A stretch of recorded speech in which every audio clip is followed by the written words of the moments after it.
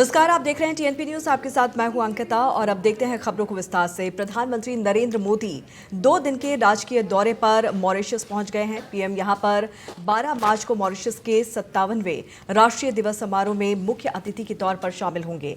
इस दौरान पीएम मोदी दोनों देशों के आर्थिक और सुरक्षा संबंधों को आगे बढ़ाने के लिए कई समझौतों पर हस्ताक्षर करेंगे।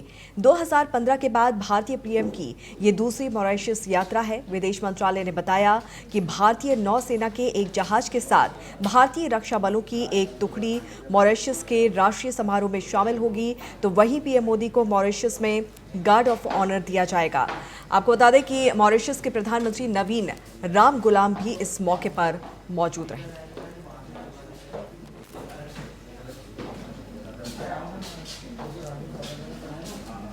मध्य प्रदेश के मुख्यमंत्री मोहन यादव और केंद्रीय मंत्री ज्योतिरादित्य सिंधिया शिवपुरी के माधव नेशनल पार्क पहुंचे, जहां पर उन्होंने पन्ना से लाई गई बाघिन को माधव नेशनल पार्क में छोड़ा।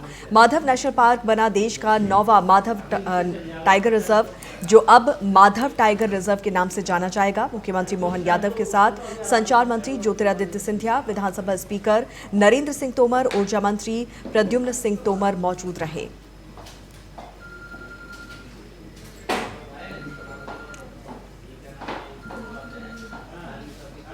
मध्य प्रदेश के ग्वालियर में मुख्यमंत्री मोहन यादव स्वर्गीय माधवराज सिंधिया की 80वीं जयंती पर आयोजित भजन संध्या कार्यक्रम में शामिल हुए। सीएम मोहन यादव के साथ केंद्रीय मंत्री ज्योतिरादित्य सिंधिया भी इस दौरान मौजूद रहे। इस खास अवसर पर सीएम मोहन यादव ने कहा कि शिवपुरी में नेशनल पार्क को टाइगर रिजर्व के रूप में मान्यता दी है। इसके साथ ही उन्होंने कहा कि चंबल का बेल्ट माधवराव सिंधिया के समय से विकास के पथ पर चल रहा है।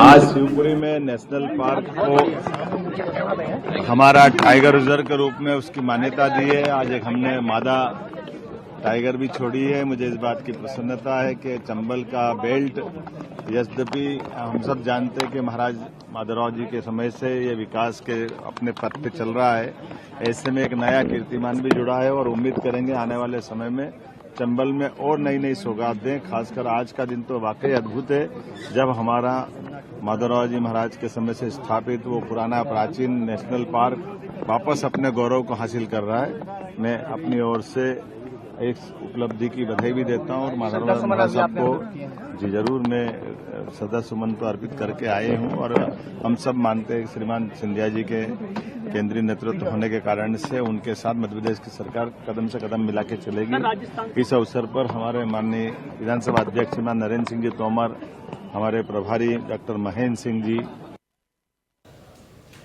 भारतीय उद्योग परिसंघ CII गुजरात ने विकसित गुजरात समृद्ध भारत को सशक्त बनाने थीम के तहत वार्षिक बैठक 2025 का सफलतापूर्वक आयोजन किया। इस कार्यक्रम में मुख्यमंत्री भूपेंद्र पटेल मुख्य अतिथि के रूप में शामिल हुए। इस दौरान सीएम ने कार्यक्रम को संबोधित किया।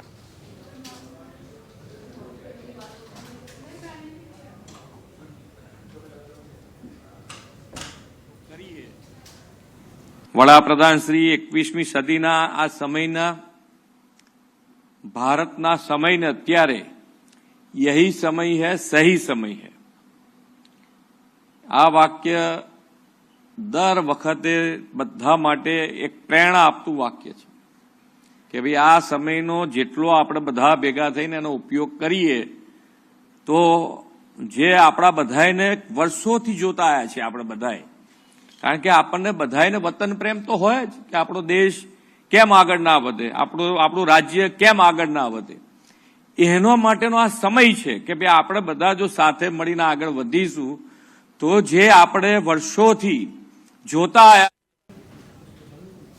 छत्तीसगढ़ के पूर्व मुख्यमंत्री भूपेश बघेल के भिलाई स्थित निवास पर ईडी की टीम ने 9 घंटे तक छापेमारी और पूछताछ की।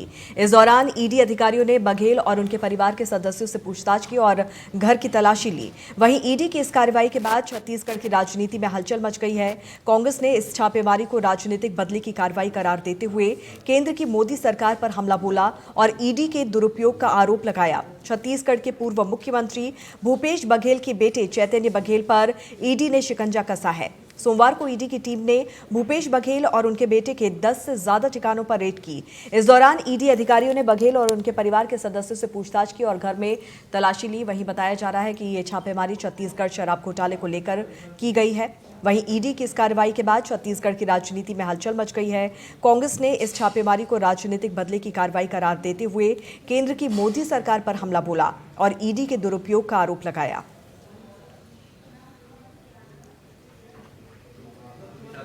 छत्तीसगढ़ से स्टेट हेड अमर सदाना इस वक्त हमारे साथ फोन लाइन पर मौजूद हैं। अमर, जो कार्रवाई कल ईडी की तरफ से की गई है उसमें अब तक क्या कुछ अपडेट निकलकर सामने आया है?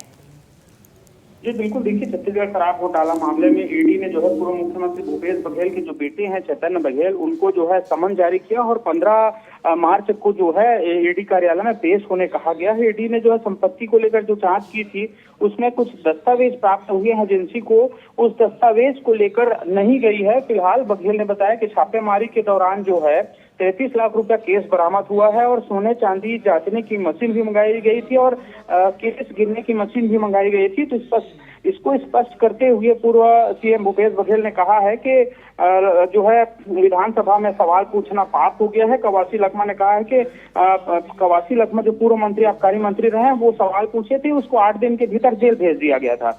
इसी तरह जो है पूर्व सीएम ने भी कहा है कि विधानसभा में मेरा सवाल उठाना, ईडी का भेजना कुल मिला के जो है बीजेपी की षड्यंत्र सोची साझी समझी है।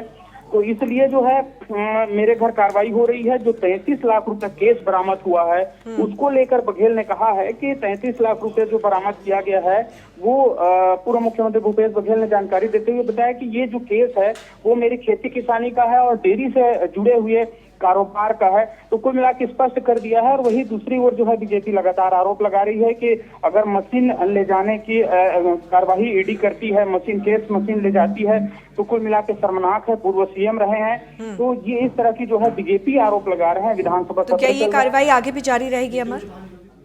जी बिल्कुल, देखिए अभी फिलहाल की ताजा अपडेट में आपको बता दूं कि कल जो है ईडी के जो टीम है उस पर कांग्रेसियों ने पथराव किया था और उसमें जो है 17 लोगों के खिलाफ एफआईआर की गई है। एक सन्नी अग्रवाल है जो कांग्रेस के वरिष्ठ नेता है, उनके खिलाफ भी नामजद जो है एफआईआर हुई है।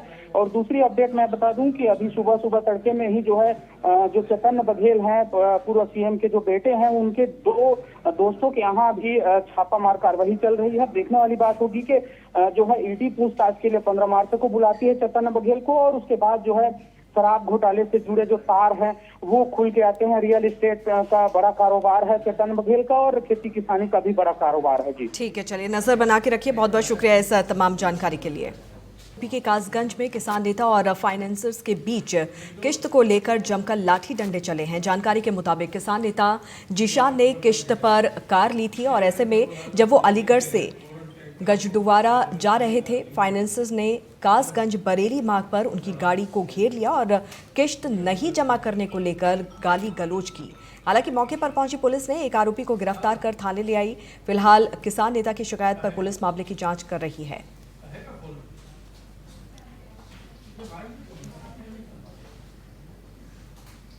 और खबर यूपी के कौशाम्बी से, जहां पर गौकशी के आरोपी और पुलिस के बीच मुठभेड़ हो गई।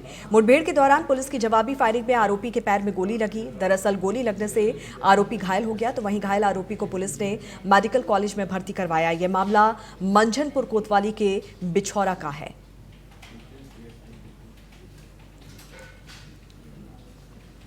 कौशाम्बी के थाना मंझनपुर के अंतर्गत दिनांक 10/11 की रात को पेट्रोलिंग के दौरान मुखबिर खास द्वारा पुलिस को सूचना दी गई कि मंझनपुर के ही ग्राम बिछौरा के अंतर्गत जंगल में एक गौकशी की घटना को अंजाम दिए जाने की कोशिश की जा रही है।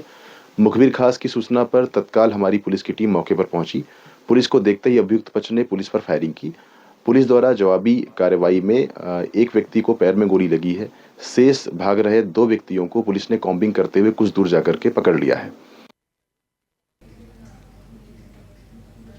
अलीगढ़ में बीजेपी के राज्य मंत्री ठाकुर रघुराज सिंह ने होली और नमाजियों को विवाद को लेकर विवादित बयान दिया है। इसे लेकर यूपी की सियासत में हत्याहलका मच गया है। मंत्री रघुराज सिंह ने नमाजियों को कहा कि अगर उन्हें होली पर रंग से बचना है तो तिरपाल का हिजाब बनाकर घर से बाहर निकले। इसके साथ ही मंत्री ने कहा कि एबीयू ने राम मंदिर बनाने के लिए अपनी पूरी संपत्ति भी दांव पर लगा देंगे और मंदिर की पहली ईंट भी वो खुद रखेंगे।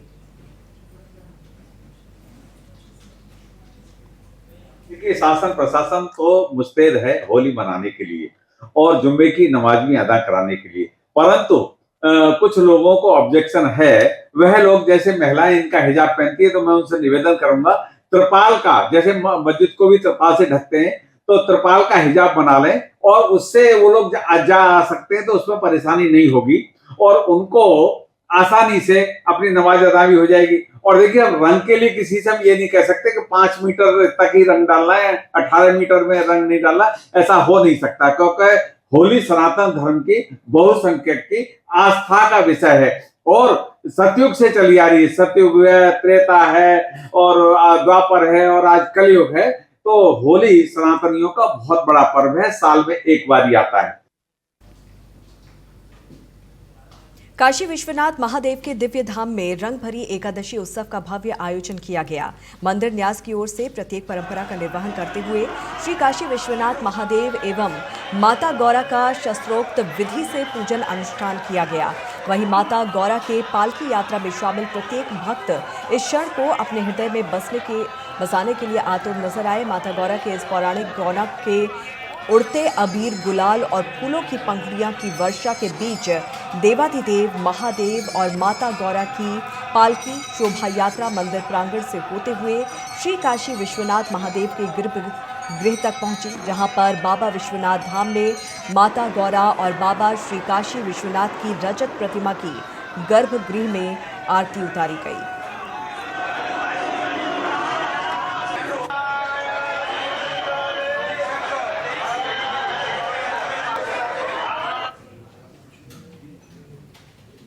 दिल्ली की स्पेशल स्टाफ की टीम ने उत्तर पूर्वी दिल्ली में नकली शराब बनाने वाली फैक्ट्री का भांडाफोड़ किया है। वहीं महिला आरोपित और एक ऑटो चालक को गिरफ्तार किया गया है। पुलिस ने गोकुलपुरी इलाके में चल रही फैक्ट्री से बड़ी संख्या में बारकोड, बोतल, ढक्कन, डिब्बे, कैनिंग मशीन, फ्लेवर भी बरामद किए हैं।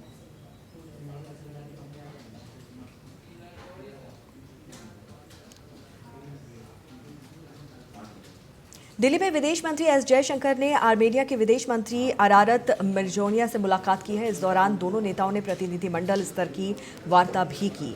जानकारी के मुताबिक इस मुलाकात के दौरान व्यापार, कनेक्टिविटी में सहयोग बढ़ाने को लेकर चर्चा हुई।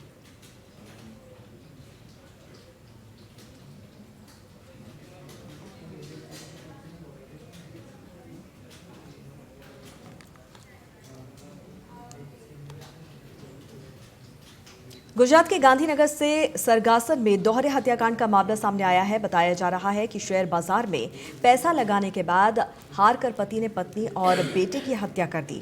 वहीं आरोपी ने 5 दिन पहले अपनी पत्नी आशा बेन और बेटे ध्रुव की हत्या कर आत्महत्या की कोशिश की थी। पुलिस ने आरोपी को अस्पताल से हिरासत में ले लिया है।